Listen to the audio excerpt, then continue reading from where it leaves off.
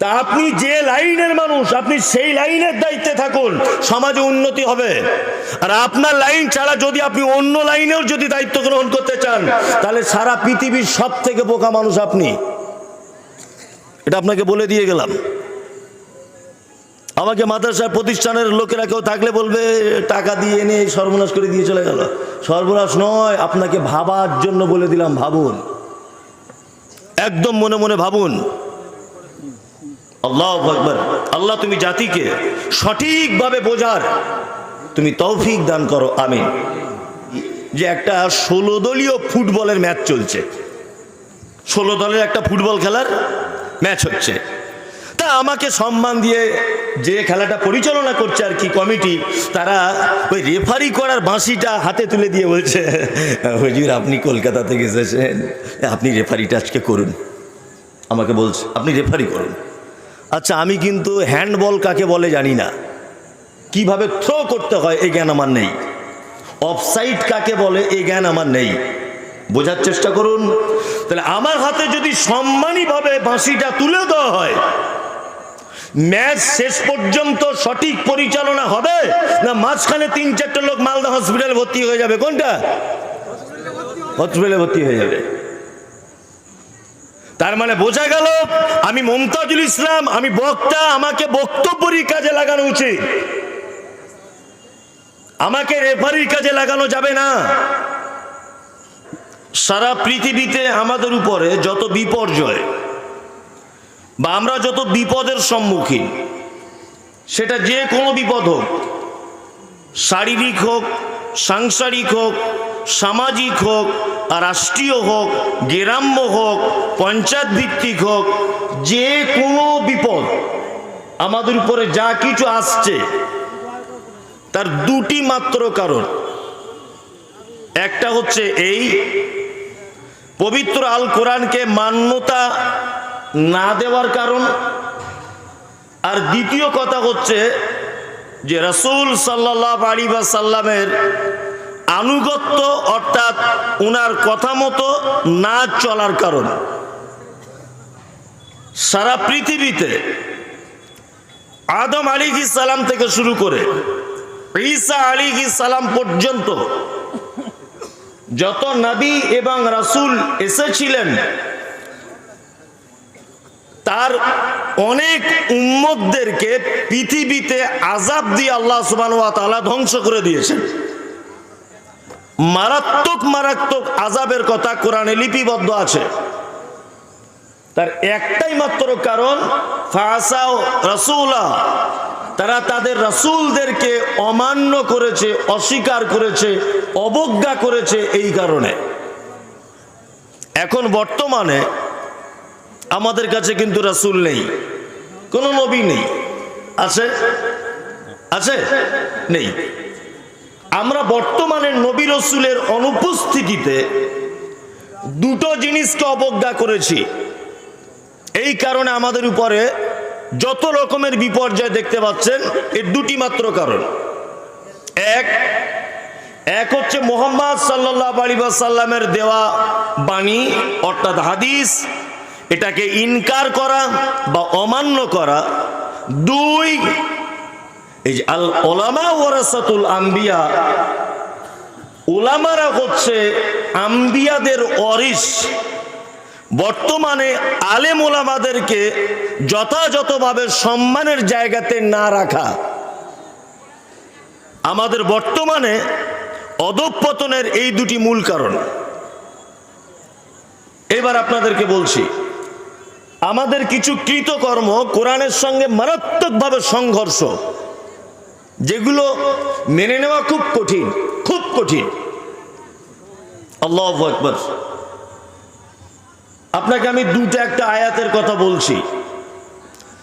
আসলে আমাকে বসেছিলাম যখন একজন বলছিলেন যে আপনার কথায় শুধু বিতর্ক হয়, আপনি এই বিতর্কিত কথাবার্তা বলবেন না। এখানে এতগুলো সাইকুল হাদিস বসে আছে, আমার এক পাতা আরবি রিডিং পড়ার ক্ষমতা নেই। হয়তো থুতুনির জোর আছে বলে বক্তব্য রাখছি, এটা ভিন্ন ব্যাপার। আমার ইলমিয়াত খুব বেশি নেই। তা আমি যদি এখন একটা বেলাইনের কথা বলি, আচ্ছা বলুন তো এই মানুষগুলো যারা বসে আছেন ওনারা ধরতে পারবেন কি পারবেন না? পারবেন, বেশ পারবেন, অবশ্যই পারবেন। ইনি তো মুসলিম শরীফের দার্স দেন, আলহামদুলিল্লাহ, আল্লাহ ওনার ইলমে বারাকা দান করুক। আর কোরআনের সঙ্গে আমাদের সংঘর্ষটা কোথায় দেখুন, আপনাদেরকে একটা কথা দেখিয়ে দিই কোরআন থেকে। এক, আল্লাহ সুবহানাহু ওয়া তাআলা পবিত্র আল কোরআনে একটা মানুষের জীবনে যত যা কিছু প্রয়োজন এই বিধানগুলো এমন সিস্টেমে অবতীর্ণ করেছেন বা সৃষ্টি করেছেন বা তৈরি করেছেন বা আবিষ্কার করেছেন যা মানুষের আঙুল ঢোকানোর কোনো জায়গা নেই। তারও আগে একটা কথা বলি, আল্লাহ তাআলা পবিত্র আল কোরআনে বলছেন লা ইউকাল্লিফুল্লাহু নাফসান ইল্লা উসআহা। আল্লাহ তাআলা বলছেন যে নাহনু নাকুসসু আলাইকা আহসানাল কসাস বিমা আওহাইনা ইলাইকা হাযাল কোরআন। আল্লাহ বলছেন সারা পৃথিবীতে যত গদ্য পদ্য উপন্যাস, যত লেখা, যত রকমের যা কিছু আছে পবিত্র আল কোরআনের থেকে উত্তম কাহিনী, উত্তম বর্ণনা আর সারা পৃথিবীতে কোনো কিতাবের ভিতরে পাওয়া যায় না। সংঘর্ষ কোথায় দেখুন। এক, আচ্ছা আমরা কমিটিরা দেখবেন, মসজিদের যারা কমিটি, আমরা দেখবেন মসজিদের ইমাম সাহেব চলে যাওয়ার পরে আর একটা ইমাম যখন নির্বাচন করি তখন আমরা তার অনেক দিকটা লক্ষ্য রাখি। বয়স কত, কোথা থেকে মৌলবি পাস করেছে, হ্যাঁ, গলার সুর ভালো কিনা, লম্বায় কতটা, নামাজ পড়ানোর তরিকা কেমন, জুম্মার খুতবার উপস্থাপনাটা কেমন, ছেলেটা দেখতে কেমন, বেতন কত নেবে, কামাই কেমন করবে, ছুটি কেমন নেবে, বিবাহিত না অবিবাহিত। আচ্ছা বলুন তো এইগুলো আমরা খোঁজ খবর নিয়ে কি নিই না? নেই।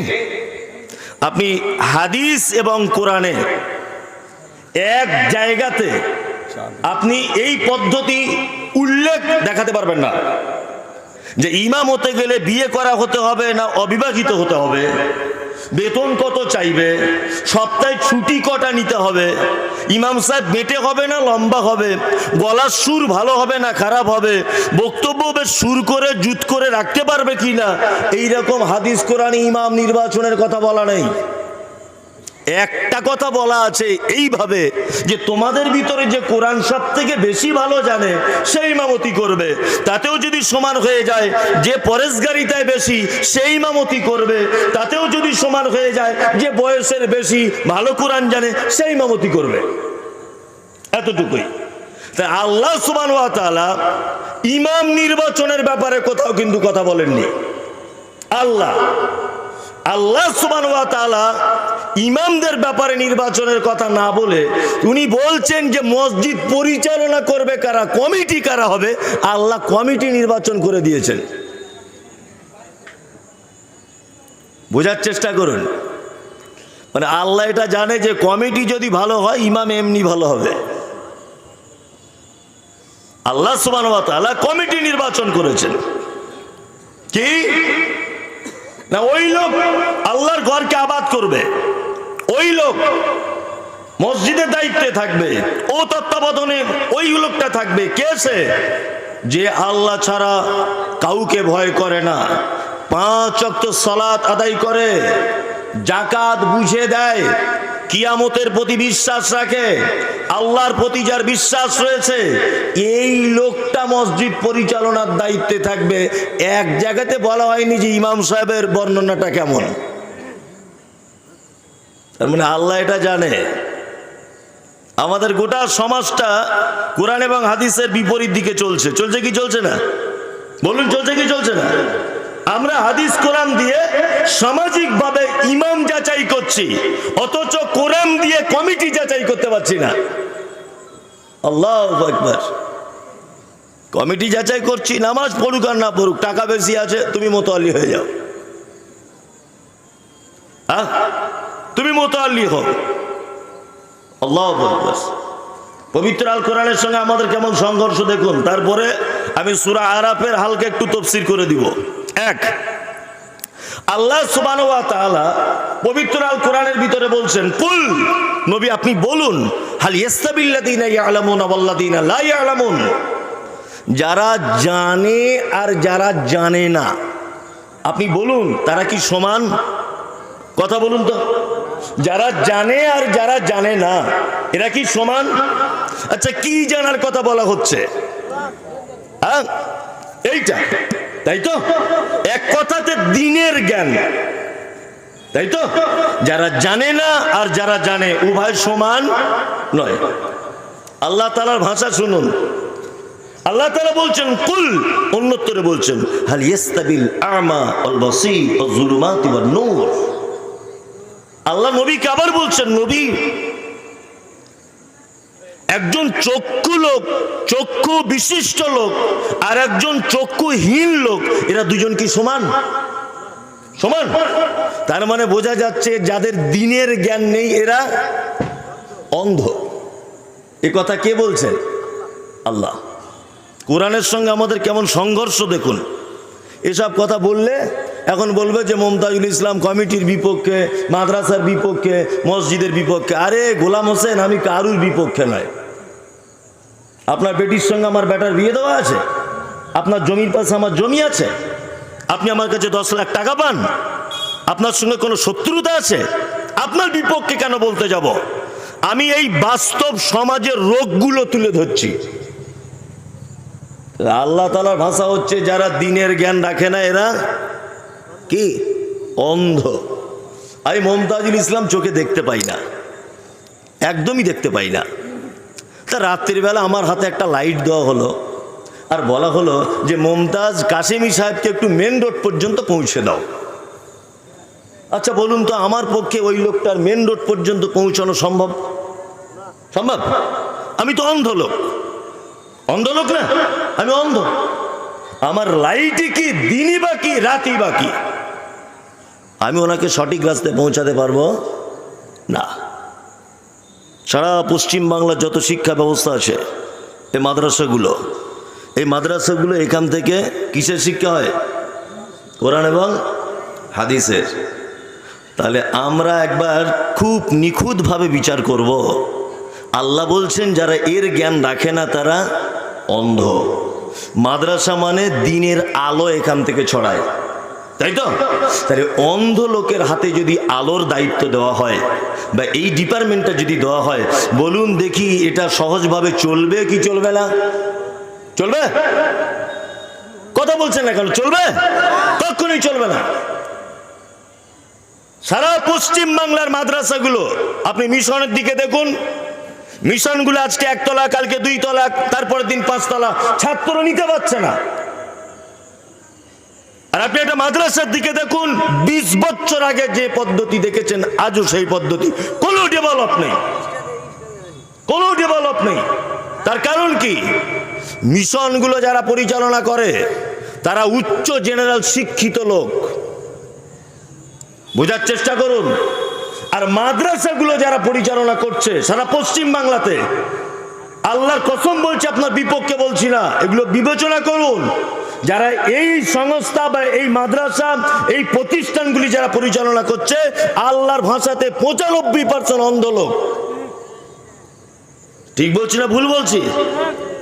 একদম। ওই জন্য মাদ্রাসার কোনো ডেভেলপ নেই সারা পশ্চিম বাংলাতে। আমাদের অবিলম্বে উচিত যে সমস্ত মাদ্রাসাগুলি আছে এইগুলো বড় বড় আলেমদের তত্ত্বাবধানে দিয়ে দেওয়া। কমিটিতে আপনারাই থাকুন, সভাপতি আপনারাই হন, দায়িত্বে আপনারাই থাকুন। কারণ একটা কথা মাথায় রেখে চলুন, আমি মমতাজুল ইসলাম খুব বড় বক্তা ধরে নেন বোঝানোর জন্য বলছি। তা আপনাদের গ্রামে আমি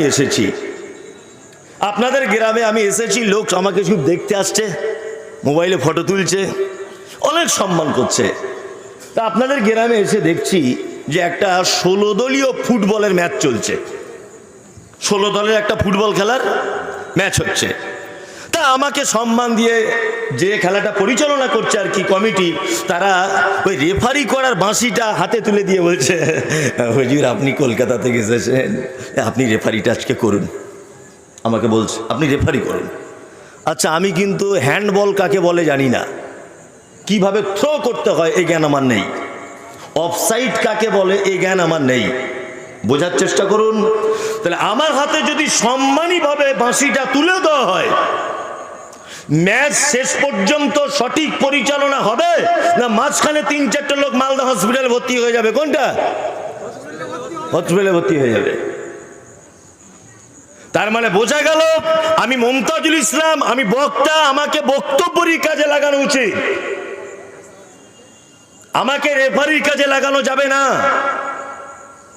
তা আপনি যে লাইনের মানুষ, আপনি সেই লাইনের দায়িত্বে থাকুন, সমাজে উন্নতি হবে। আর আপনার লাইন ছাড়া যদি আপনি অন্য লাইনেও যদি দায়িত্ব গ্রহণ করতে চান, তাহলে সারা পৃথিবীর সব থেকে বোকা মানুষ আপনি। এটা আপনাকে বলে দিয়ে গেলাম। আমাকে মাদ্রাসা প্রতিষ্ঠানের লোকেরা কেউ থাকলে বলবে টাকা দিয়ে এনে সর্বনাশ করে দিয়ে চলে গেল। সর্বনাশ নয়, আপনাকে ভাবার জন্য বলে দিলাম, ভাবুন, একদম মনে মনে ভাবুন। আল্লাহু আকবার। আল্লাহ তুমি জাতিকে সঠিকভাবে বোঝার তুমি তৌফিক দান করো, আমিন।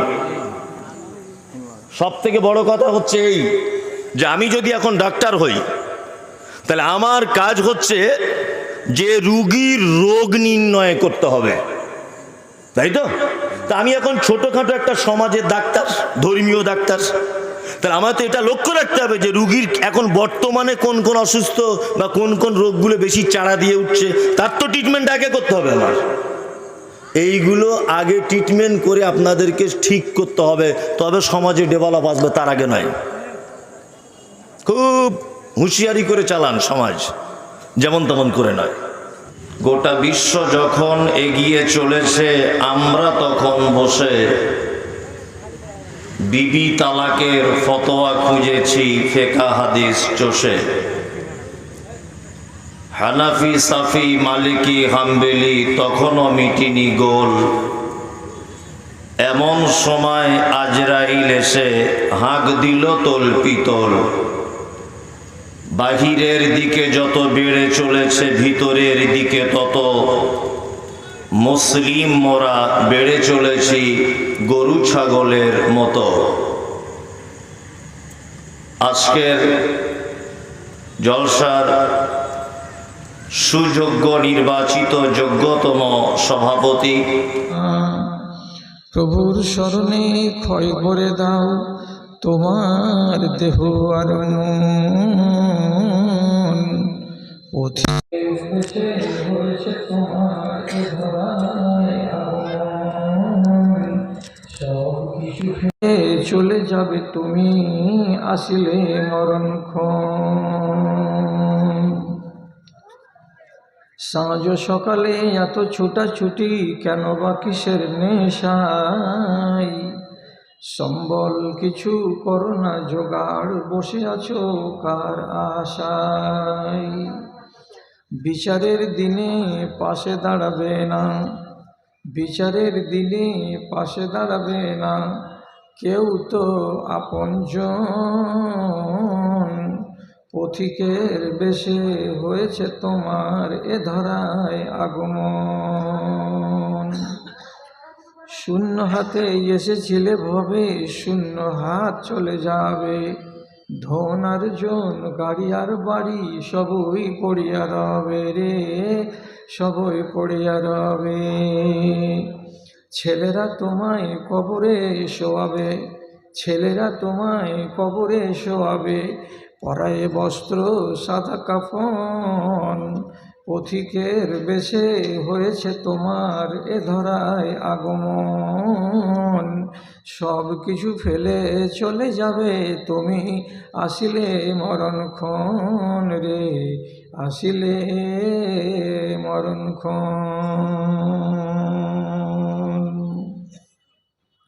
মাননীয় সভাপতি সাহেব, সমবেত এই এলাকার বিভিন্ন প্রান্ত থেকে মাদ্রাসার এক রাশ ভালোবাসাকে বুকে নিয়ে ও ইমানি জজবাকে সাথে নিয়ে উপস্থিত ধনী গরিব, শিক্ষিত অশিক্ষিত, ছোট বড় সকল শ্রেণীর আমার প্রাণের ভাই ও বন্ধুগণ, তথা যদি কেউ আড়ালে থেকে থাকেন আমার স্নেহের মাতা ও ভগ্নীগণ, আল্লাহর শুকরিয়া আদায় করছি যে বছরের 365 দিন গত করে আমরা আমাদের এই প্রাণপ্রিয় প্রতিষ্ঠানের ডাকে আজকে সাড়া দিয়ে নির্দিষ্ট জায়গায় নির্দিষ্ট তারিখে উপস্থিত হয়ে একই সঙ্গে কয়েকটি লাভ হাসিল করার সুযোগ পেলাম। পায়ে ধুলোবালি লাগিয়ে কষ্ট করে এখানে এসেছি, এটা আল্লাহকে পছন্দ। কান পেতে শুনলাম বহু লোকের, বহু আলেমের বহু রকমের কথা, এগুলো যদি কাজে আসে তাহলে আমাদের কল্যাণ, এটাও মঙ্গলের বিষয়। এবং যেটা আল্লাহ তাআলা আপনাকে ক্ষমতা দিয়েছেন সেই অনুযায়ী পকেটে হাত ভরে সাধ্যমতো মাদ্রাসাকে দান করে আর একটা আপনি ভালো কাজ করার সুযোগ পেয়ে গেলেন এক সুযোগে। অতএব আমি বলছি আমার মতো করে, আপনি শুনছেন আপনার মতো করে। আমি আমার অজুহাতকে সামনে রাখছি, আপনি আপনার অজুহাতকে সামনে রেখে আমরা উভয় পক্ষ আল্লাহ রব্বুল আলামিনের বারগাহে একটুখানি নামাক হালালি করি মোহাব্বতের সাথে, যদি বলি আলহামদুলিল্লাহ। তারপরে তার আখিরি রসুল রাহমাতুল্লিল আলামিন বিপ্লবী জননেতা জনাবে মুহাম্মদুর রাসূলুল্লাহ সাল্লাল্লাহু আলাইহি ওয়াসাল্লামের উপর শত সহস্র দরুদ ও সালাম বর্ষিত হোক। আল্লাহুম্মা সাল্লি আলাই, আল্লাহুম্মা বারিক আলাই। বন্ধুরা, মাঝখানে আমি একটা অচল মানুষ ঢুকে আছি। আগে ছিল একটা তরুণ তুর্কি উদীয়মান বক্তা, কোরআন হাদিস আলোচনা করছিল, ভালো চলছে, ভালো বলছে। আমার পরে আছে, সেটাও মেনেই নিতে হবে, ওটাকেও জোয়ান হিসাবে ধরে নিতে হবে, সেটা আসবে আপনাদের সামনে। আমি খুব বেশি আবেগ নিয়ে, উচ্ছ্বাস নিয়ে, তরঙ্গ নিয়ে কথা বলতে পারবো না। কেন? আপনি আমার উপরে দয়া করবেন না তো কে করবে?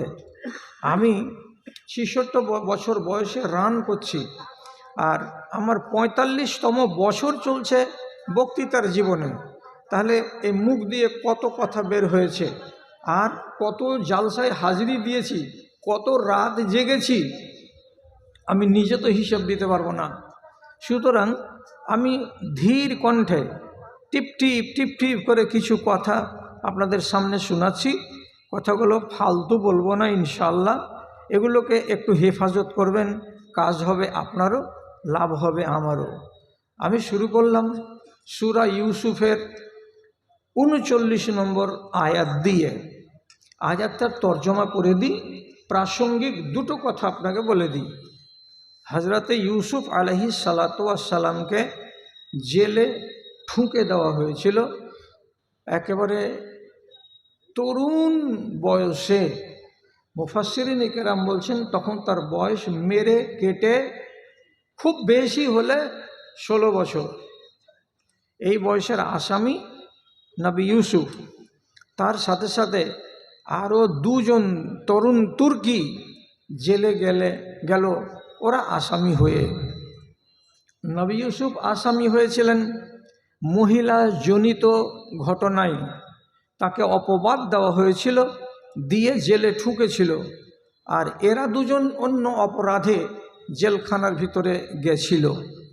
জেলের ভিতরে এই 2 জন লোক, এরা যে আছেন নবী ইউসুফের সামনে, তো নবী ইউসুফ সামনে তাদেরকে বসিয়ে, জেলখানার আসামি, বলছে তোমরা এক খোদাকে বিশ্বাস করো না বহু খোদাকে? বললে আমরা তো বহু খোদাকে বিশ্বাস করি, আমাদের অনেক রকমের দেবদেবী আছে। তখন নবী ইউসুফ বলছেন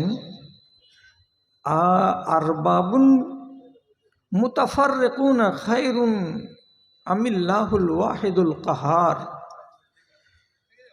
তোমরা উত্তর দাও, একাধিক আল্লাহ একাধিক মাবুদ এটা হওয়া ভালো, না একজন আল্লাহ রাব্বুল আলামিন মহান স্রষ্টা হিসাবে একক এটা ভালো? তোমরা একাধিক আল্লাহকে বিশ্বাস করো এটা ভালো জিনিস, না এক আল্লাহকে বিশ্বাস করা ভালো জিনিস? কেন জিজ্ঞেস করলেন? জিজ্ঞেস করার পিছনে কারণ, তুমি যদি বলো আগুনের দেবতাকে যদি রাজি রাখি তা আমার বাড়িতে চিরদিন আগুন জ্বলবে, মানে হলো চুলহা নিভাবে না আর আমি কাঙাল হব না, এটা তোমার আকীদা। যদি পানির দেবতা আলাদা মানো, পানির দেবতা পানি বর্ষণ করতে গেলে তোমাদের জমিতে ফসল হবে, তো সে যদি রেগে যায়, পানি যদি না দেয়, তাহলে আগুনের দেবতার খুশি করার জন্য তোমার চুলহা জ্বলবে কি দিয়ে? ছাই দিয়ে? পানি গরম করবা রোজ রোজ নাকি? ফসল কই? তাহলে দুজন আল্লাহ যদি হয়ে যায়, তাহলে ই একজন একরকম বলবে, ও একজন আর এক রকম বলবে, তো এইটা ঠিক হলো না? যাবতীয় ক্ষমতাগুলোকে এক আল্লাহ রাব্বুল আলামিনের কাছে রেখে দেওয়া এবং তাকে এক বলে মেনে নেওয়াটা ভালো? এই জিজ্ঞাসা করলেন উনি। এখন প্রশ্ন হলো, জেলখানাতে এসে মানুষ কেউ তাবলীগ করে? জেলটাকে আরামের জায়গা? জেলের ভিতরে মাকে দেখতে পাওয়া যায় না, বিবিকে দেখতে পাওয়া যায় না, আলাউলাদকে দেখতে পাওয়া যায় না, বন্ধু বান্ধবদের সঙ্গে উঠা বসা বন্ধ হয়ে যায়, রাজধানীর মোড়ে গিয়ে চা খাওয়া হয় না। তাহলে এমন সীমাবদ্ধ জায়গায় থাকাটা সুখের কথা নয়, এখানে দুঃখের সাথে জীবন কাটানোর কথা। কিন্তু তিনি দুঃখকে এড়িয়ে এমন কাজ কেন শুরু করলেন? সব ভুলে গেলেন, দাওয়াতের কাজ শুরু করলেন। কেন? কেনর মানে হলো এইখান থেকে দুনিয়ার যতগুলো নাম করা মুফাসসির বলছেন, সুযোগের সদ্ব্যবহার করো। কি বললাম? সুযোগের সদ্ব্যবহার করো। সুযোগের যদি অসৎ ব্যবহার করো তো নিজে পস্তাবে, দুঃখিত হবে, হাত মলবে, আফসোস করবে, সুযোগ হাতছাড়া হয়ে গেলে। তিনি ভাবলেন, আমি যদি আগে রেহাই পেয়ে যাই আর এই ছেলে দুটো থেকে যাই, এরাকে আমি তৌহিদের ডাক কখন দেব? আমি থেকে যাই আর এই ছেলে দুটো যদি আমার আগে চলে যায়, তো তাহলে আমার সুযোগ গেল, তো আমি তো তাদেরকে ইসলামের দাওয়াত দিতে পেলাম না। তো না, লেট করে হবে না, এখনই টাইম, এখনই কাজ সেরে ফেলবো। বলো, তোমরা দুজন একাধিক আল্লাহকে ভালোবাসো, বিশ্বাস করো, এটা ভালো জিনিস, না একটা আল্লাহ হওয়া ভালো জিনিস?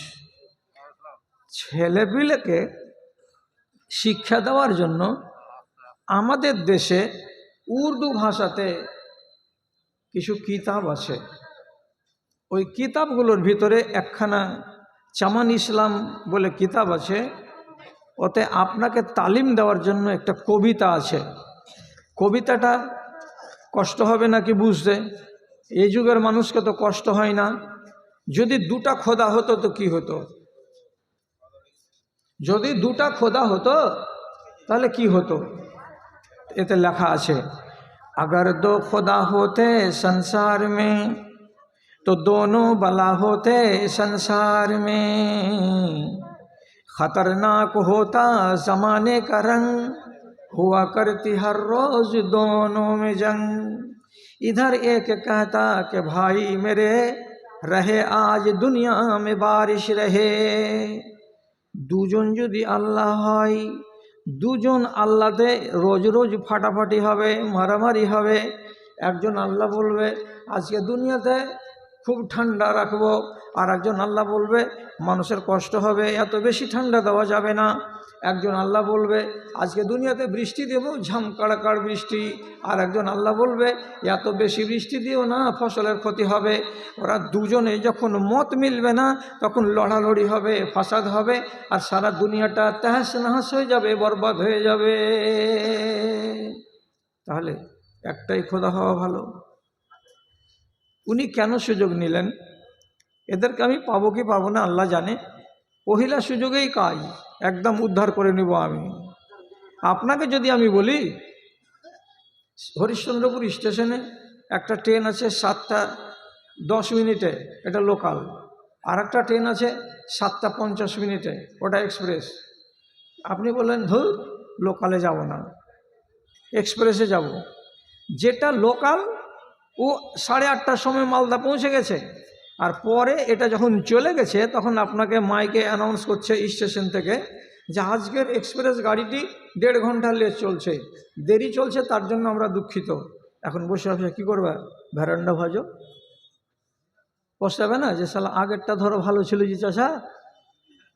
তো আগে যেটা সুযোগ আসবে, এই সুযোগকে ছেড়ে দিতে গেলে আকেলমন্দির কাজ হবে না। সুযোগ চিরদিন সমান হয়ে আসে না। জানেন দুনিয়াতে একটা আলেম আছে, গত হয়ে গেছে। তো এখনকার যেগুলো আলেম আর আগামী দিনে যেগুলো আলেম আসবে তারা সবাই জানে। ওই আলেমটার নাম হলো আল্লামা সারখাসি। ওকে জেল দিয়েছিল ইরানের ফারগানার সরকার। তো যখন জেল দিল তো বড় চওড়া ইন্দারার ভিতরে ওকে রেখে দিল যাতে উঠতে না পারে।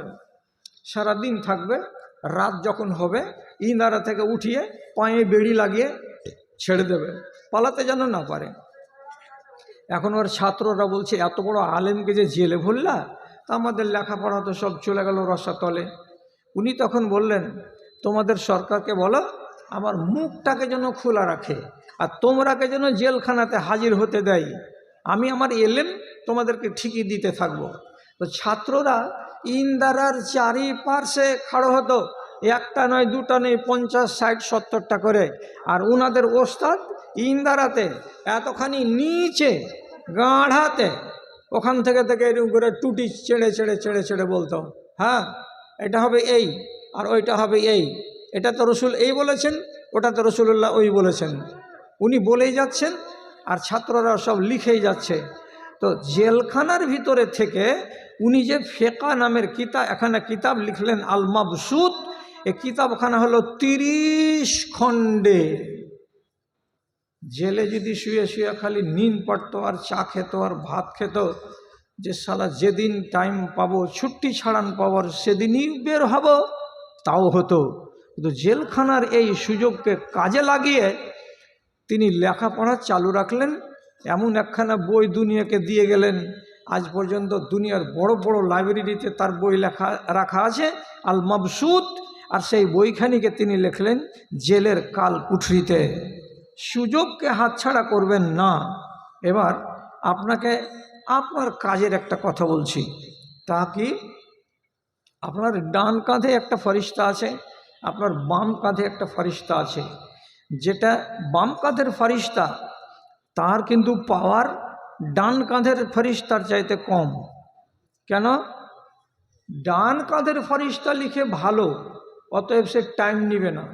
আপনি যদি এখনই বলেন সুবহানাল্লাহ, 1 সেকেন্ড দেরি করবে না, ও লিখে নেবে। আর আপনি যদি রোড দিয়ে চলার সময়তে নিজের জমিতে দেখছেন যে কার ছাগল ঢুকে গেছে, তা আপনি রোড থেকে হাঁক দিয়ে বললেন ওরে কোন, আর একটা বাজে গাল দিয়ে দিলেন, দিয়ে বললেন কোন অমুকের এইগুলা ছাগল চড়ছে রে, ওদের এই করি আর ওই করি। আপনি যে একটা বেফাস গাল বলে দিলেন, এটা হলো পাপ। এবার পাপটা বাম কাঁধের ফরিস্তা লিখবে, কিন্তু এই বেচারির হাত হলো সীমিত। কেমন সীমিত? হাদিসে আল্লাহ রাব্বুল আলামিনের নবী বলছেন ইন্না সাহেবা শিমালে লা ইয়ারফাউল কালামা আনিল আব্দুল মুসিএ সিত্তাত সাআতিন। যদি একটা বান্দা অপরাধ করে, পাপ করে, ব্যভিচার করে, অন্যায় করে, গালি দেয়, কাউরি দিকে কুনজরে তাকায়, যে কোনো একটা বড় ধরনের পাপ করে নেয়, তো বাম কাঁধের ফরিস্তা সেই পাপটাকে চট করে হাতে ধরে নেয়, পাপটাকে ধরে রাখে, কলমটাকে কিন্তু ধরে না। বলছে আমাকে অর্ডার দেওয়া হয়েছে 6 ঘন্টা এই বান্দাটার পাপকে কাগজে লিপিবদ্ধ করতে পাবা না। অপেক্ষা করো, অপেক্ষা করো, অপেক্ষা করো। এ বান্দাটা বেলা 10টার সময় পাপ করেছে, আর এই বান্দাটা যতক্ষণ পর্যন্ত বেলা 4টা না বাজবে, 6 ঘন্টা না হবে, ততক্ষণ পর্যন্ত তার পাপকে পাপ বলে লিখবে না, তাকে হাতে করেই ধরে থাকতে হবে।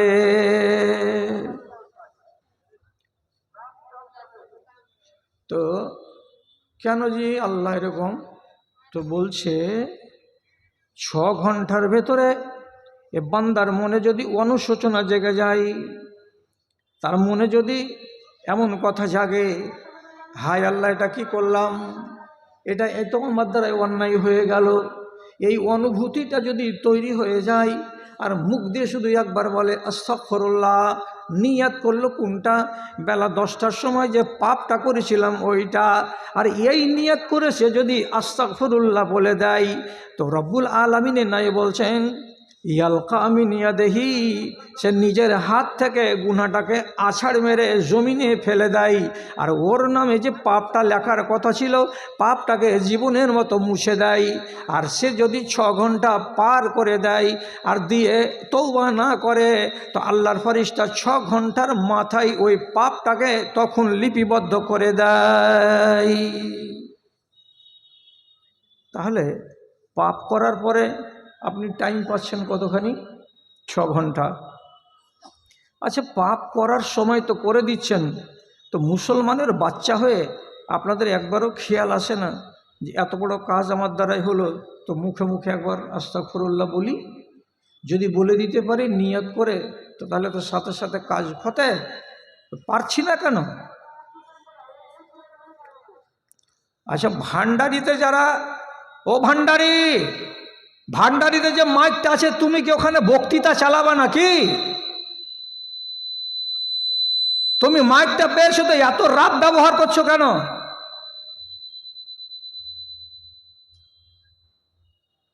আজব কথা, আমার সমান তাহলে তোমার মাইক চলছে মানে?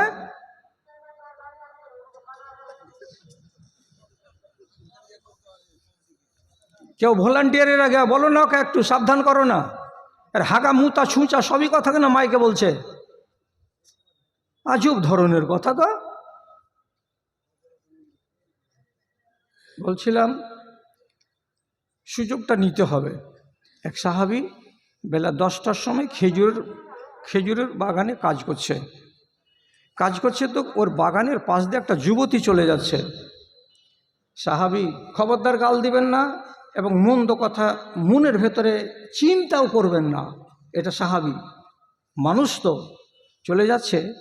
তো বলছে, ওই কোথায় যাবা? মিলনগড় যাব। এখান দিয়ে যাও, এটা দিয়ে যাও, এটা দিয়ে যাও বললো। তখন ওর বাড়ি, ওর খেজুরের বাগানের গোড়া দিয়ে যেটা রাস্তা, ওটা দিয়ে ঢুকলো। যখন কাছে হলো তখন এই সাহাবী কী করলো? ফালতাজামাহা, তাকে জড়িয়ে ধরে নিল, কাব্বালাহা, তাকে চুমু খেয়ে নিল, ওয়াল্লাজামাহা, তাকে আস্তে পিষ্টে জাপটিয়ে ধরার পরে যতটুকু তার দ্বারাই সম্ভব হলো অতটুকু সে করে ফেললো। বেলা তখন ঘড়িতে 10টা। মেয়েটি চলে গেল। ছি, অমন করে, এটা তোমার ঠিক হলো কি? এখান দিয়ে রাস্তা দেখিয়ে আমাকে এইরকম করলা। চলে গেল, বেচারে কোনো কেস করলো না। আর মেয়েটা চলে যাওয়ার আধা ঘন্টা পরই কোদাল রেখে দিয়ে একবার উপর দিকে দেখছে, আর একবার খেজুরের গাছের দিকে দেখছে, আর একবার আল্লাহ তাআলার দিকে এমনি করে বলছে, পরওয়ারদিগার, ঠিকই তো কাজটা চলছিল আমার, এটা কি করে দিলাম, এটা তো ঠিক হলো না, কি করতে হবে এখন? কোদালিটাকে ফেলে দিল। 11টার সময় হাঁটতে হাঁটতে মসজিদে নববীতে এলো। 12টা, 12টায় আজান হলো, জামাতের নামাজ পড়ল।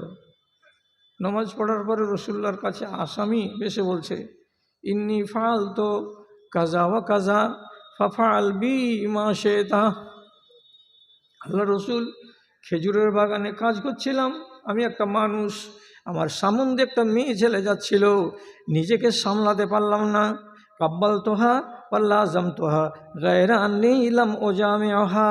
আমি মেয়েটার সঙ্গে সহবাস করিনি, ব্যভিচারটা বাদ থেকেছে, কিন্তু আমি তাকে চুমু দিয়েছি, তাকে জড়িয়ে ধরেছি। এত বড় অপরাধ আমার দ্বারাই হলো। যখন থেকে অপরাধ হয়েছে মনটা আমার স্থির নাই, কি হবে মালিক আল্লাহ? এই জন্য আপনার কাছে সমস্যার সমাধানে এলাম। আমার গায়ে যে গান্দেগি লেগে আছে, এখান থেকে আমি যেন মুক্তি পেয়ে যাই। ক ঘন্টা ফাসলা? বেলা 10টায় যদি ঘটনা ঘটে আর 12:30টায় যদি নামাজ পড়া হয়ে যায় মদিনার মসজিদে, 2.5 ঘন্টার ব্যবধানে আসামি রসুল্লাহর কাছে সমাধান চাইছে। রসুল্লাহ বলছেন, আমার পিছন দিকে মসজিদে এসে আর তোমার ওই কুকর্ম করার পরে কি কোনো নেকি করেছ, নামাজ পড়েছ আমার পিছন, আমার ইমামতিতে? তো বলছে হ্যাঁ নামাজ পড়েছি। তো নামাজ পড়েছো? তো হ্যাঁ নামাজ পড়েছি। তাহলে খেয়াল করো, নমাজের ভিতরে 4 রাকাতে তুমি 5 বার আল্লাহ রাব্বুল আলামিনের কাছে মাপ চেয়েছো। কখন কখন? পহিলা সেজদা থেকে যখন ইমাম উঠেছে, আমি উঠেছি আল্লাহু আকবার বলে, তুমিও বসেছো, হাঁটুতে 2টো হাত রেখে দিয়ে বলেছো আল্লাহুম্মা গফিরলি ওয়ারহামনি ওয়াহদিনি ওয়াফিনি ওয়ারযুকনি। প্রথমেই বলেছো আল্লাহ তুমি আমাকে মাপ দাও। 4 রাকাতে 4 বার বলেছো আল্লাহ তুমি আমাকে মাপ দাও। এবং শেষ তাশাহুদে দরুদের পরে একটা দোয়া বলেছো আল্লাহুম্মা ইন্নী যালামতু নাফসি যুলমান কাসীরাও ওয়া লা ইয়াগফিরু যুনুবা ইল্লা আনতা ফাগফিরলি মাগফিরাতাম মিন ইনদিকা।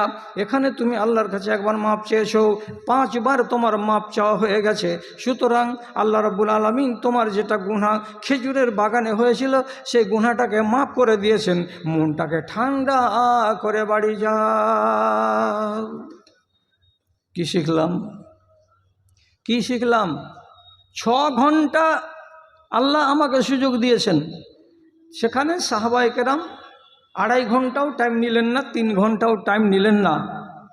উনি তওবা করে নিলেন, ইস্তেগফার করে নিলেন, ওনার ঝামেলা চুকে গেল।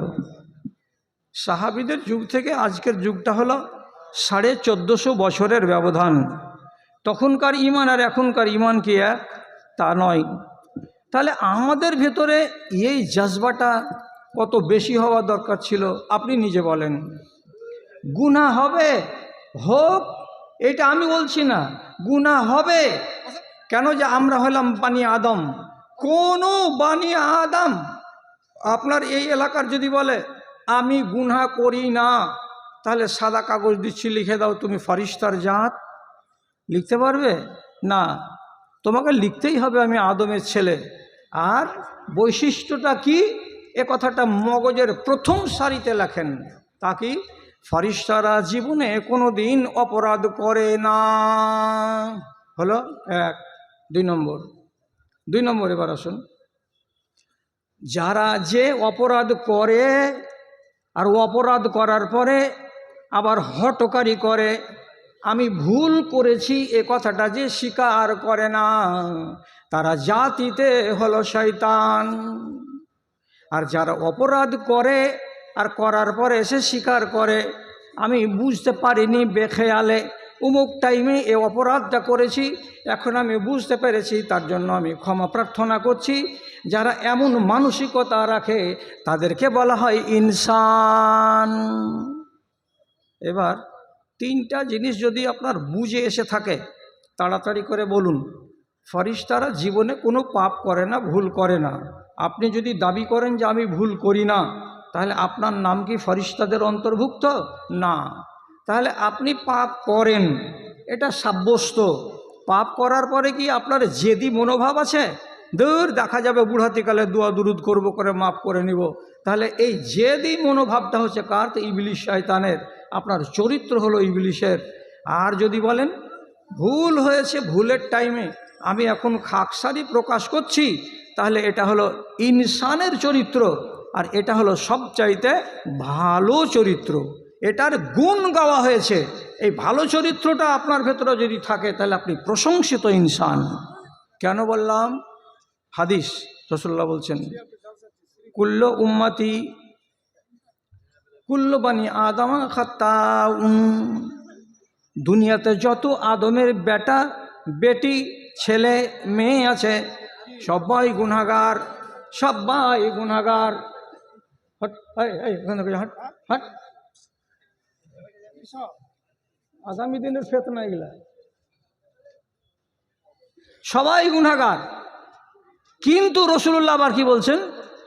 খায়রুল খাত্তাইন আত-তাওয়াবুন।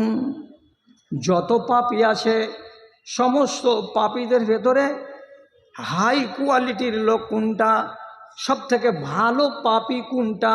তো যেই লোকটা সকালে পাপ করে আর বিকেলবেলায় আল্লাহর কাছে মাপ চাই, তখনই রব্বুল আলামিন বলছেন এই মানুষটা হলো সবচাইতে ভালো গুনাহগার।